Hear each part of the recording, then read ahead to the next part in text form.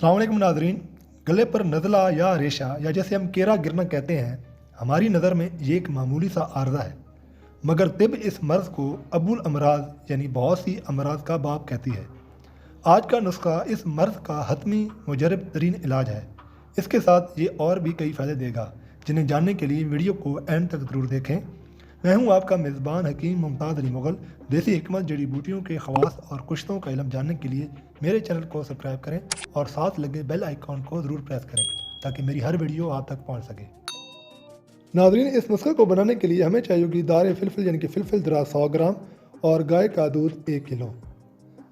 सबसे पहले किसी जालीदार कपड़े के अंदर फिलफिल दराज को डाल दें और उसको मजबूती से बांध कर पोटली की शक्ल में ले आएँ। फिर इस पोटली को आपने दूध वाले बर्तन के अंदर डाल देना है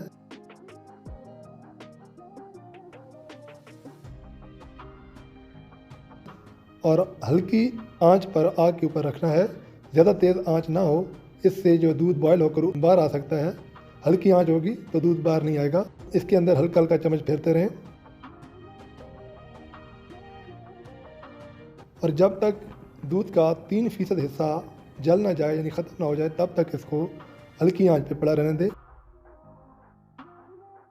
नाज़रीन, ये नुस्खा केरे का एक हतमी और मुजरब इलाज है। नज़ला, ज़ुकाम, खांसी और दमा के लिए भी बहुत फ़ायदेमंद है, क्योंकि फिलफिल दराज के अंदर ये खासियत पाई जाती है कि ये मुखरज बलगम है, यानी कि बलगम को जिस्म से बाहर निकालता है। इसके अलावा ये हाज़िम है, तो वो मरीज़ जिनके मैदा में गैस रहती हो, कब्ज़ रहती हो और उनका हाजमा ठीक ना हो, उनको खाने में दें, उनको भी फ़ायदा होगा। नुस्खा का सुबह खाली पेट इस्तेमाल करना इंसान की कुव्वत, अक्ल और याददाश्त को बढ़ाता है और लगातार इस्तेमाल करते रहने से मर्द और ख़वातीन में इनफर्टिलिटी के मसाइल भी ख़त्म होते हैं। जब दूध का 3% हिस्सा जल जाए तो इसको निकाल लें। उसके बाद तवा के ऊपर इसको भून लें और इस हद तक भूनना है कि फिलफिल दराज आपको सही मैल नज़र आने शुरू हो जाए। बिल्कुल जलाना नहीं है, सिर्फ भूनना है। जब ये काले रंग आपको नज़र आना शुरू हो जाएंगे तब इनको निकाल कर किसी भी लंगरी में इसको थोड़ा सा कूट लें। उसके बाद इस सफ़ूफ़ को आप प्लेट में डालकर आग पर आपने भूनना है। जब इसका सफ़ूफ़ बिल्कुल खुश्क हो जाएगा तब इसे ग्राइंडर मशीन में डालकर बिल्कुल पाउडर की शेप में लेकर आ जाना है। मेरे पास तो अपनी एक मशीन है जिस पर मैं अद्वियात को पीसता हूँ। जब ये पाउडर शक्ल में हो जाएगा तब इसके अंदर शहद मिला लेना है और शहद इस कदर मिलाना है कि ये गोली बनाने के काबिल हो जाए।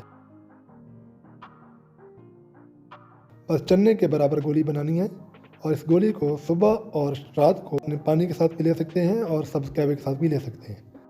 नाज़रीन, पीछे जो मैंने तमाम फ़वाइद आपको गिनवाए हैं, इस नुस्खा के खाने से आपको तमाम फ़ायदे हासिल होंगे और ख़ुसूसन ये केरे का आत्मी इलाज है।